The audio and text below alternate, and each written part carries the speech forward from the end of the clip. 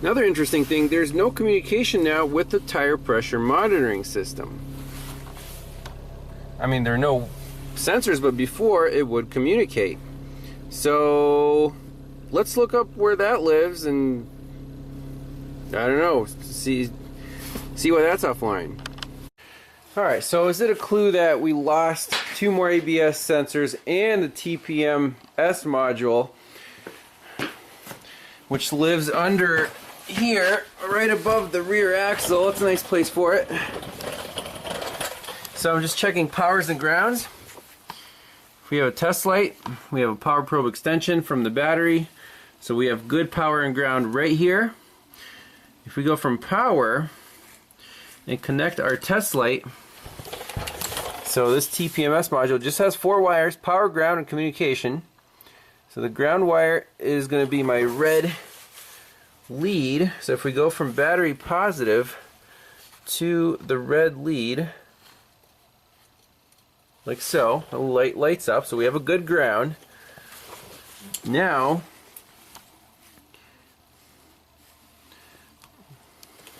connect the test light to ground, and if it finds a positive, test light will light up. So now connecting to the positive wire, we have no power right here. So that's why our TPMS module dropped out after we messed with connector X291. Take a quick look at the power, at the diagram for the TPMS system, and sure enough the power goes through XY291A pin 6. Okay, so pin 6 should be a red wire fused battery positive. Comes from fuse 15 amp F94. Obviously we can check the fuse. Let's just check the fuse.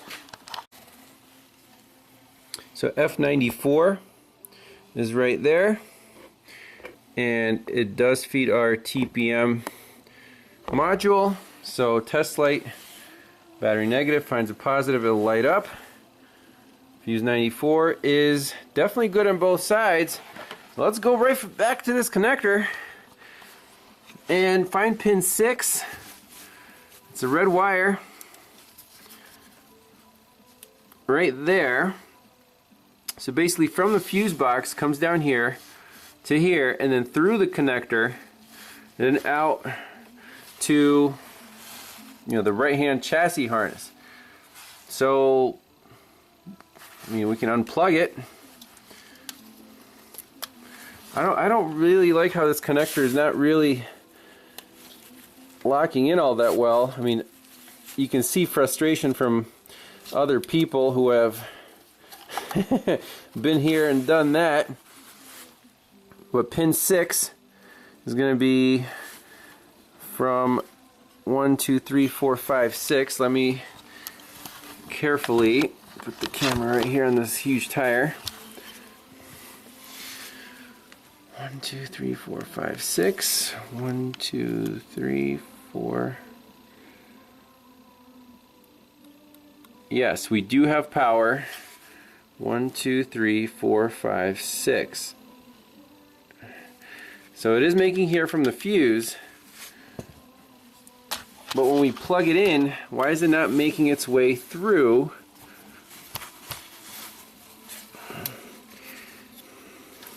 We can put this probe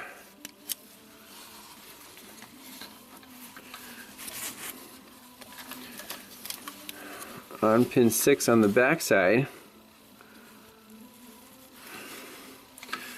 Plug this in.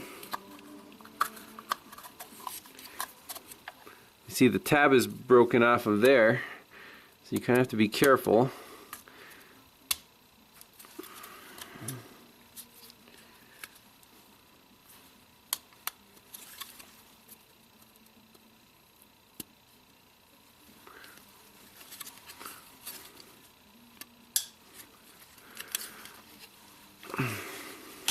Do we have power coming out here? No, we don't. Unless my back probe isn't long enough to make contact there. Our test light is not lit under the truck. So I gotta figure out what's going on here with this connector. So here's a great chance to use continuity check with two test lights. Test light from battery positive now, 2 pin 6 going back to the TPMS module. You can see our little light is now dim, so current's going through both test lights. That verifies wiring integrity all the way from this connector all the way back. So the problem is in this connector. If I take my test light away, that goes out. So why? We have power here, we have continuity from there all the way back. What's up with these pins? Why are they not meshing? So if I just stress this connector, if I just squeeze it like this, look what happens to our test light. Yeah. Nice. Did you guys see it flickering? Let me squeeze that connector. That's why our sensors are dropping out. That's unbelievable. Why is that happening? It's got to be terminal fretting or something.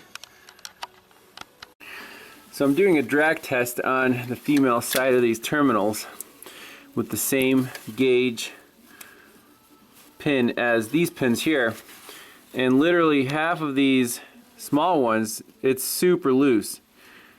Like the bigger ones aren't too bad, but the smaller ones are just super loose. There's a couple that are marginal, but I think we have to tighten up all these pins. Is there an easy way to do that without taking this whole thing apart? Alright, so I got this white plastic pulled out a few millimeters so I can get in there with a pick and tighten up each and every small terminal. And let's just see what happens. Put the white thing back in and do another drag test. It still feels a little... Well, that's better. I think maybe with a little deoxit on there, this connector would come back to life.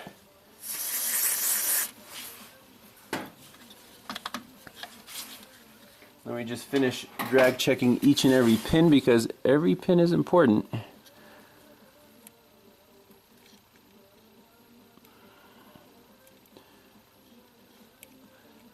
There's definitely some drag now on each pin, and there was not before. And this also helps clean any oxidation or corrosion. Yep, that's good, good, good, good. So I tighten each one up in a similar fashion. Okay, let's plug it in, see what happens, see if at least we restore power to the TPMS module.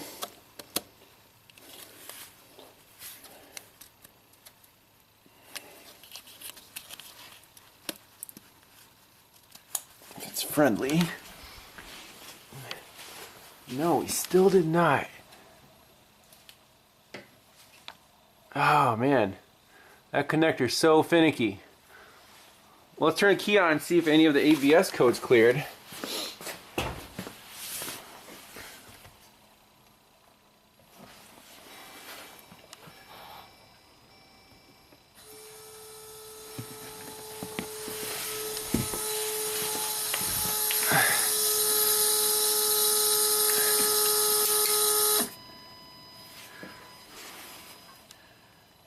Oh, I guess I should plug the ABS module back in. As this connector is also destroyed, you see some frustration on there. Dang. Well, now we're down to 2 fault codes. So I guess we fixed the right front. We got to tighten up those terminals more. There's no way around it. Woohoo! No DTCs in the ABS. All right. Those pins, I tightened all of them. Again, we got good power over there. So let's plug in the TPS module, clear out all the codes, test drive it and see if the other problem, the CAN communication, if that drops out. We'll keep the scope on there, take it for a good test drive, might even go up the Jeep trail. So after closer inspection of this bulk connector, I could see it wasn't seating all the way in. See how deep it is now? So I removed the clip, the white thingy, the weather pack had seen better days, that's all chewed up. And I just want to clean everything out, clean the mud and dust out of there to make sure this connector really nicely slides in every time instead of being forced in. You can see how right now it's kind of not really happy. It's got all this dust and dirt everywhere, so let's blow it out.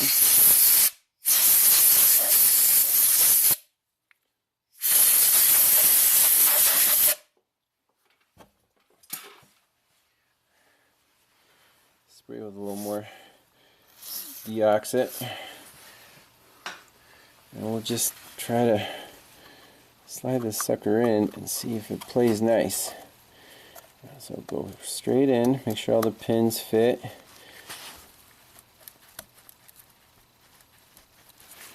You should keep going. See right there, went an extra few millimeters. That's the pin seating, and that's where the little broken tab should be, right there. All the way in. So let's do that a few more times and put it back together. Hopefully this thing will behave. Now keep in mind, the more we do this, the pins are going to get a little looser, but I want this connector to seat all the way in where it's supposed to. It's looking better already. Alright, we're definitely making progress. The only code in the Jeep right now is tire pressure sensors missing, obviously, because they're not there. Otherwise, we're good. So, I just temporarily plugged in the connector. I still want to re-glue the weather pack it with silicone grease, make sure it sits all the way in. But once we do that, tomorrow is going to be a wet, slushy day. We're going to drive this thing hard, go on Jeep trails, and see if we can get any of the communication codes to return. But the ABS should be fixed through that connector. Now, there's also CAN wires going to that connector, but there's no sway bar module, so are those wires live or not? We could scope them, but that could be the entire problem with this vehicle. So what's the next logical step in the diagnostic process? So we found connector X, this one, 291A, that was not seated properly. That explained our ABS sensor fault and all the other codes that were pointing to it. That did not explain our CAN dropping out, which only happened once for me so far. We didn't catch it on camera yet. So is it possible that that connector is also responsible for that problem? And how do we tell 100% certainly? Well, let's go right back to our wiring diagram. X291A pinout. So it does say that we have CAN C on pins 31 and 32. Is that really the case? This thing does not have a sway bar disconnect module. So with the connector unplugged, you can see the whatever, the two wires there, pins 31 and 32. I have them probed on the dash harness side and also on the transmission harness side. With the key on, if there's CAN signals actually present there, we'll see that on the scope. So let's turn the key on. So we only see CAN right here at the star connector. There is absolutely nothing on those two wires. So even though they're there, they're basically dead. That's for an option that does not exist on this vehicle. So there's no way that that connector can be responsible for pulling down the CAN. I can tell you that 100% just by this measurement right here. Now, what codes did we set when we turn the key on with that connector unplugged. Does that match our symptoms or the initial code scan? Well, here I have the saved report with the connector unplugged, just pressing the key on and scanning it for codes. What do we have? Some implausible data received from brake system control module. This is stored in the PCM. Implausible right front, left rear signals. That makes sense. Lost communication with fuel pump control module. Didn't have that before. Fuel tank pressure sensor high circuit, didn't have that. Or O2 sensor 1.1 heater high circuit. So some of the pins on this connector were still making contact when it was halfway plugged in, but the wheel speed sensors were not. So this is not our only problem. I'll tell you that right now. There's ABS, BCM, lost communication with tire pressure monitor module, yep. Implausible data received from body control module. So EPS has lost comm with ABS. That's interesting. But the ABS is online. So implausible data. So basically, what I want to do now is reassemble this connector properly. I have the weather pack here. I glued it back together with super glue. We're going to smear it with silicone grease, put everything back together really nicely, make sure it's seated, turn the key on, clear all the codes out, and now I'm going to park this thing outside. It's going to rain, snow, whatever, and then drive it in the slush tomorrow. I want to recreate this can dropping out. We'll take the scope with us, and that'll be the second problem, you know, the bigger customer complaint with this Jeep. So fingers crossed we can recreate this problem tomorrow. So putting this connector back together, you can see I put the weather pack in there, the green thing. Now it hugs the perimeter, and this lip, see I put some silicone grease on it, it's supposed to slip past that green instead of mushing it down into the connector. So the white piece here looks symmetrical, so we'll put that on after the green, and I believe, yeah, this is all the same, so that should just slip in right there. Hopefully with the silicone grease that'll help it slip right onto the weather pack. And we also need the gray lock. I guess the gray lock we can put on after the fact. That goes on there and there, and it basically locks in this way, right? Yep. Click. So we can put that on. I guess we can put it on right now to help guide the connector in place. So it goes on kind of like so.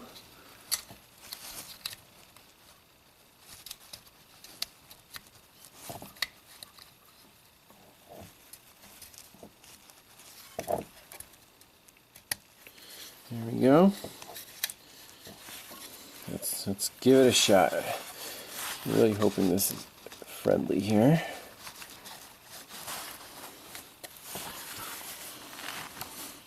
So just keep wiggling it while inserting.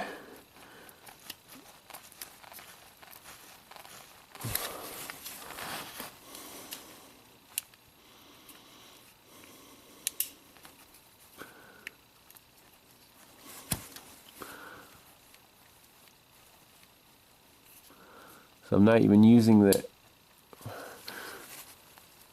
gray thing to pull it in. Oh, there it goes. Yeah, slip right past the weather pack, I think.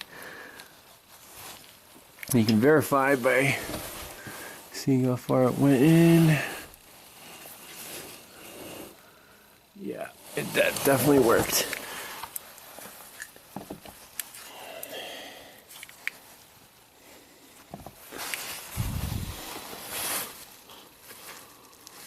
So salty. So let's clear out all the codes. This thing back in its home. I wish it was, it's right above the shock tower, but we'll spray it with some water tomorrow. Alright, so we're back to normal here, minus the TPMS sensors.